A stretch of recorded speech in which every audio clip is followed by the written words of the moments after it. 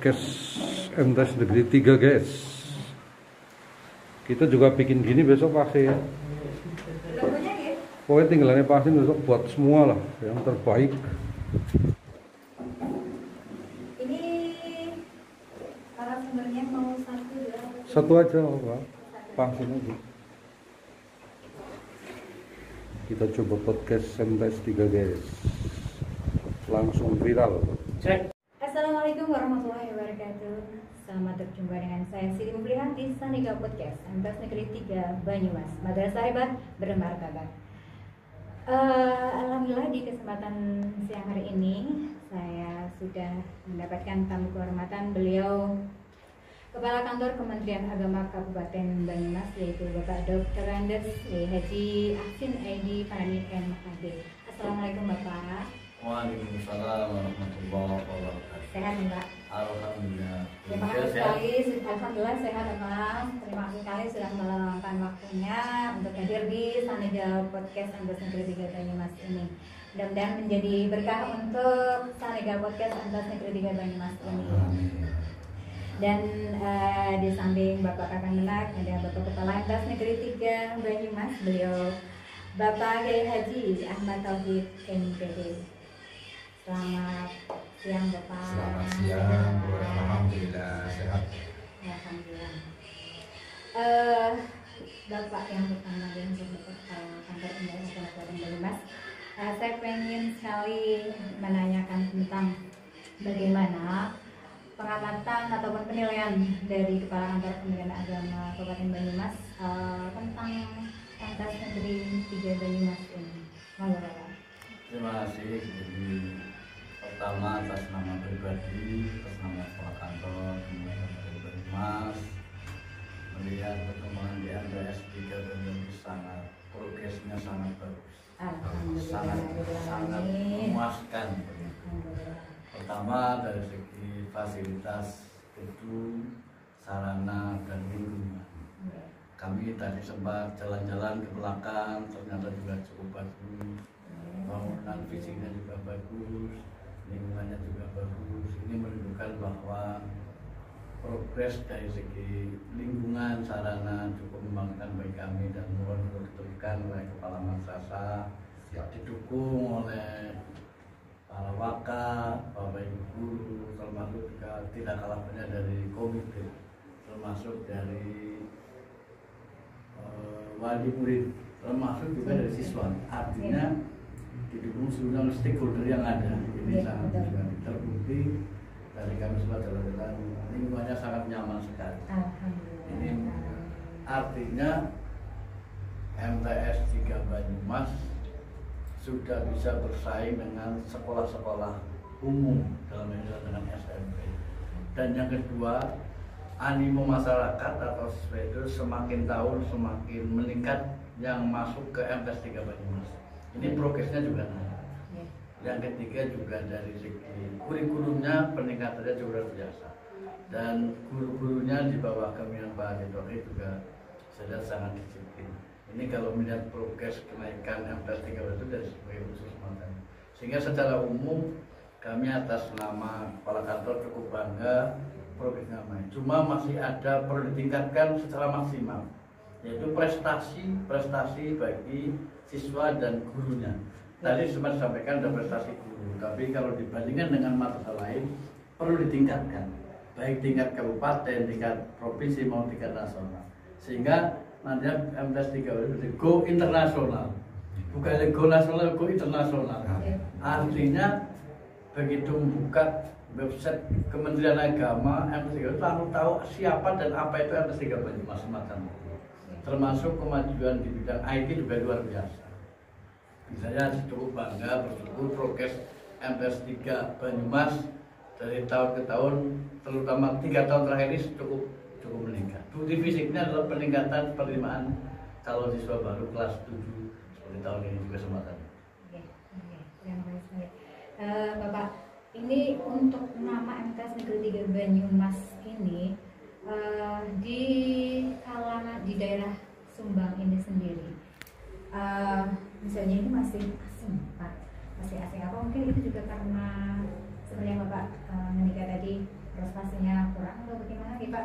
Tapi menurut kami sebenarnya kegiatan-kegiatan kesiswaan terutama ya kayak ada drum band, biasanya kita drum band itu juga dipakai di kecamatan gitu. Maksudnya kan itu juga sudah membawa nama MTS Negeri 3 Banyumas, tapi kok kayaknya masih banyak yang belum kenal dengan MTS Negeri 3 Banyumas, baik itu di Subang apalagi di Purwokertonya.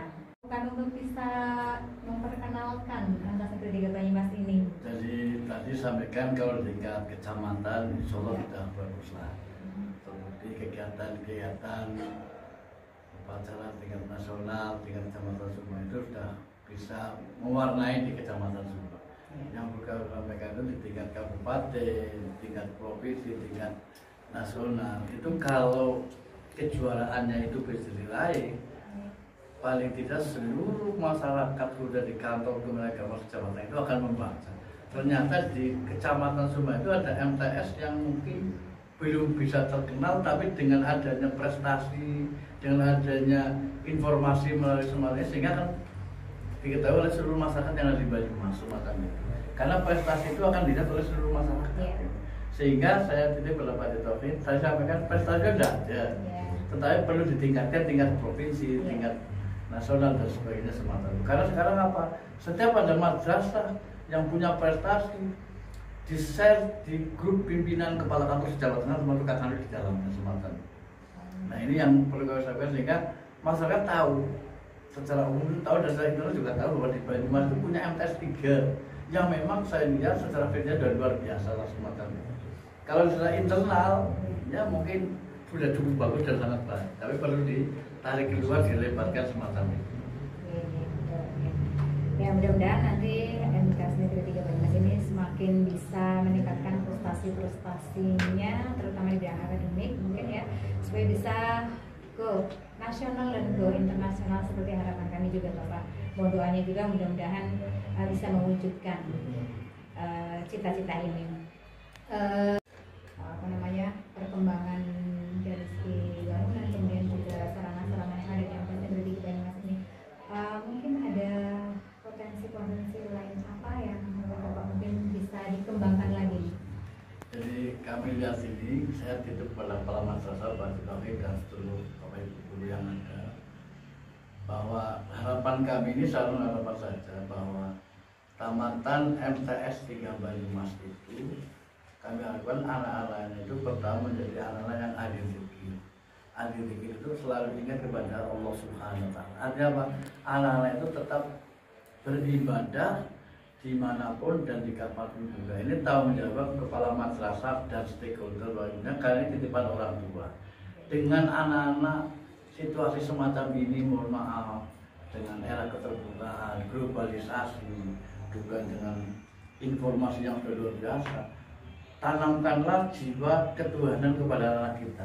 Ini tanggung jawab kepala madrasah, sehingga anak-anak kita nanti tamat 3 tahun dari MTS 3 itu kelas 9 tamat itu menjadi ahli ibadah, ahli zikir kepada Allah. Apapun yang kita terima itu adalah ketentuan dari Allah, ahli zikir.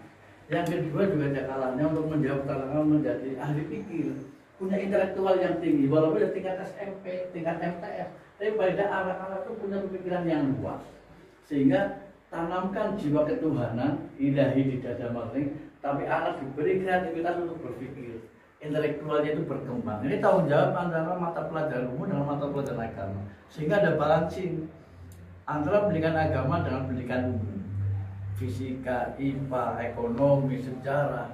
Jangan ketinggalan, karena itu tuntutan zaman, tapi jangan mengabaikan tuntutan religiusnya, agamanya. Tanamkan jiwa ketuhanan ilahinya itu, sehingga anak itu tamat dari MTS itu jiwanya, keimanannya kuat, ahli zikir, tapi juga menjadi ahli pikir, punya intelektual yang cukup tinggi untuk mengembangkan pendidikan yang lebih tinggi.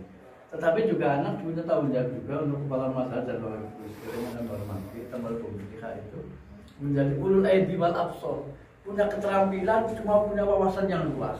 Ulul aidi itu kan tangannya terampil, punya apa ya, tidak ketergantungan kemandirian yang kuat, walaupun dari tingkat SMP.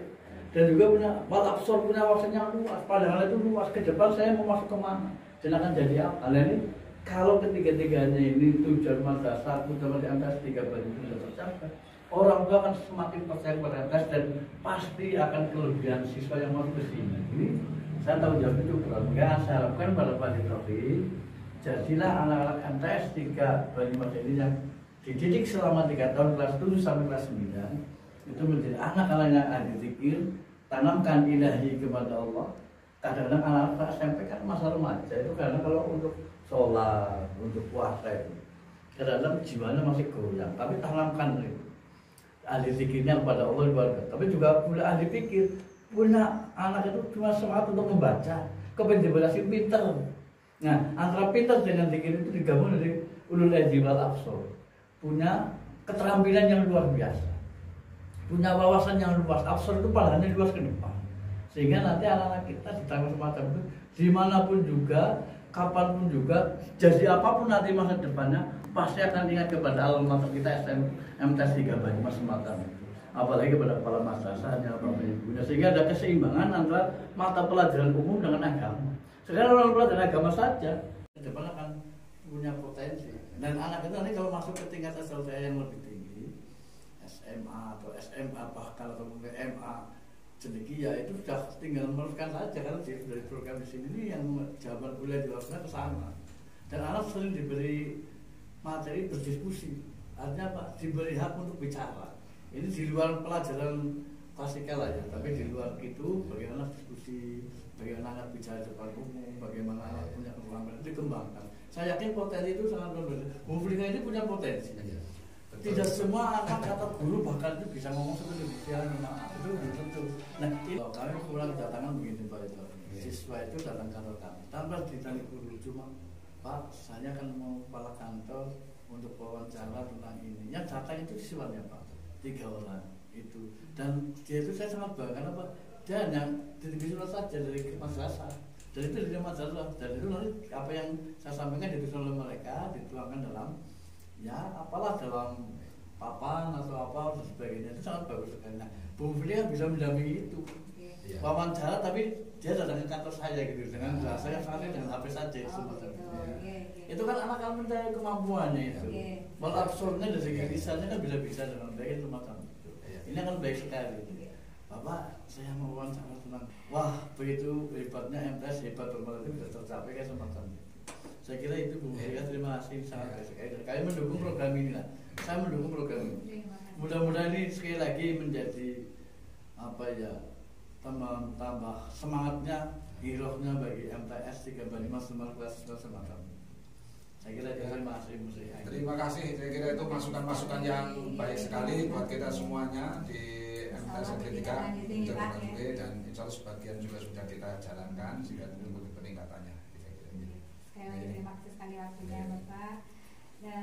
Sebelum saya akhiri untuk podcast kali ini, ada satu quotes yang ingin saya sampaikan buat semuanya saja. Belajar itu memang melelahkan, tetapi akan lebih melelahkan lagi kalau sampai saat ini kita tidak belajar.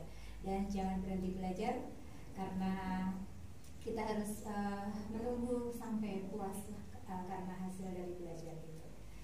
Demikian wawancara kami dengan Bapak Kantor Kementerian Agama Kabupaten Banyumas tentang MTS Negeri 3 Banyumas. Mudah-mudahan bermanfaat untuk kita semuanya, dan sampai ketemu lagi di Sanega Podcast MTS Negeri 3 Banyumas. Madrasah hebat bermartabat. Assalamualaikum warahmatullahi wabarakatuh. Waalaikumsalam. Itu akan kita berikan layanan lebih, dan bagi yang kekurangan memang ada bimbingan-bimbingan yang ada.